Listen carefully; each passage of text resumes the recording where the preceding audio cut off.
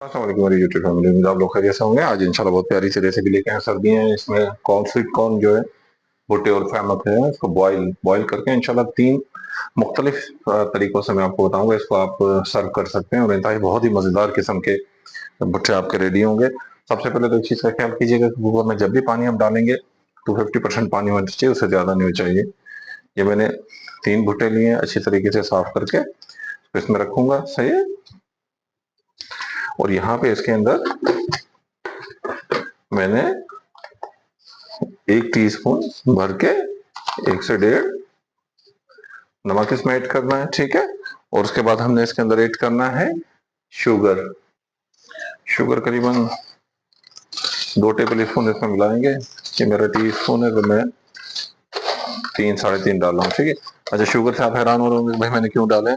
अब यकीन करें बहुत ही मजेदार किस्म का एक तो इसका फ्लेवर आता है, एक तो इसकी अपनी स्मेल, इसकी अपनी स्वीटनेस और माशाल्लाह।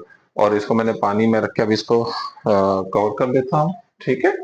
और इसके ऊपर इसके लिड लगा के मैंने इसको मीडियम आंच के ऊपर रख दिया है। सीटी बजने के बाद 20 से 22 मिनट आपने इसको अच्छी तरीके से बॉईल करना है, ठीक है। तो मिलते हैं उसके बाद। तो माशाल्लाह से 20 मिनट हो गए हैं। लिड मैं आउट करता हूँ इसके।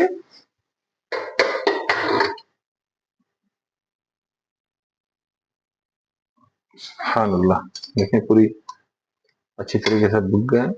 इसको आपने चेक करना है, अगर थोड़ी गुंजाइश रह गई हो तो आप इसको दोबारा पका लेंगे, लेकिन नॉर्मली 20 मिनट में ही बन जाते हैं, ठीक है। तो अभी हम इसमें से आउट करते हैं इसको कुकर में, फिर मिलते हैं। तो यहाँ पे मैंने सारे कॉर्न को बाहर निकाल लिया, ठीक है। एक जो मैंने चटनी बनाई है इमली की, जो अगर देखना चाहें तो मैं शक्कर की चाट में देख सकते हैं कैसे बनी है। नमक, काला नमक और चाट मसाले और मिर्ची के साथ एक ये मैंने मसाला बनाया है।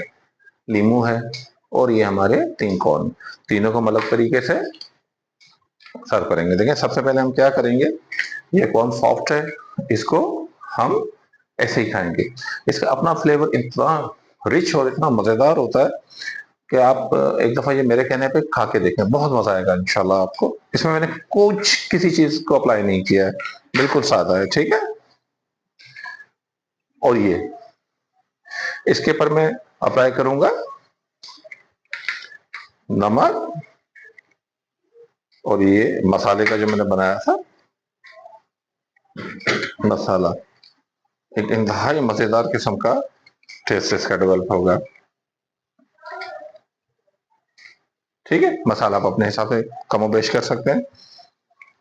और ये तीसरा, इस तीसरे को मैं कुछ भी नहीं करूंगा। जो मैंने चटनी बनाई है, खट्टी मीठी सी चटनी है, बहुत ही मजेदार किस्म की, ये इसके ऊपर लगाऊंगा मैं, ठीक है।